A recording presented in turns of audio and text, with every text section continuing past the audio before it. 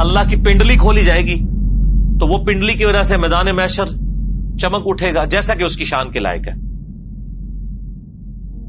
तो जो दुनिया में अल्लाह ताला को सजदा किया करते थे ना, तो वो बेसाख्ता अल्लाह के सामने सजदे में गिर पड़े। खुदा को सामने देख लेंगे तो सजदे में गिरेंगे ना। अच्छा, अब जो अल्लाह के मुजरिम थे दुनिया में, जो नमाज नहीं पढ़ते थे, दुनिया में खुदा को सीरियस नहीं लेते थे, वो भी सजदे में गिरना चाहेंगे, लेकिन बुखारी के अल्फाज हैं कि उनकी जो कमर है ना वो तख्ता बन जाएगी। चाहेंगे भी तो नहीं कर सकेंगे। यहां भी लोग कहते हैं नहीं वो कब्र के हमें सवाल पता है जवाब दे लेंगे ना, ये वो दलील है उसकी। सजदा तो वो भी करना चाहेंगे लेकिन वो कमर ही टेढ़ी उनकी सीधी रहेगी, यूं टेढ़े कर ही नहीं सकेंगे। तो उस दिन से पहले अल्लाह के सामने झुक जाएंगे जब कमर तख्ता बन जाएगी।